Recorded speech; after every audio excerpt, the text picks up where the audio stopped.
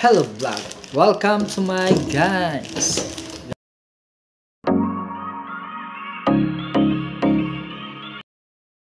Yan, guys! Unboxing na naman. Uli tayo. Ang i-unbox natin is from YP.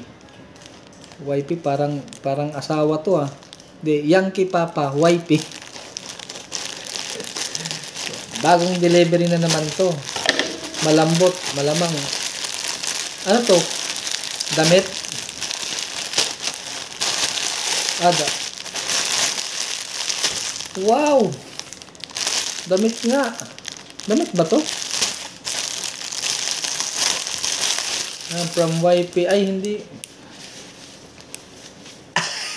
Pambabae. Words.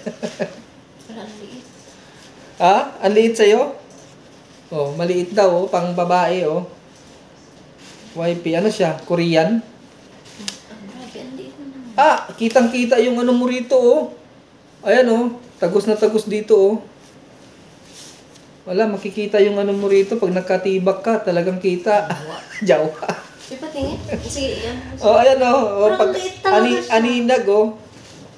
Sabi daw, ang Pinoy daw, pag sinusukat daw, ito, sa liig. Kasi sukat sa liig. Maliit ba? Ayan guys. So yan guys, no, ito yung ating Korean men waffle suit pants. So plain black, kaso parang ang size niya is pang babae.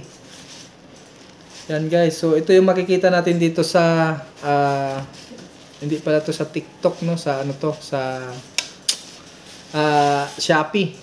Yan guys. So talagang ano siya, kitang-kita, hindi naman siya pang ano eh, pang formal eh, no. Pero ang ano, pang formal kasi ang nakalagay eh. Korean men waffle suit pants, plain trouser pants, thick fabric, pure quality. Yan guys, ito yung dumating. So, ito yung ating ipapakita talaga. Yan talaga ang reality versus expectation.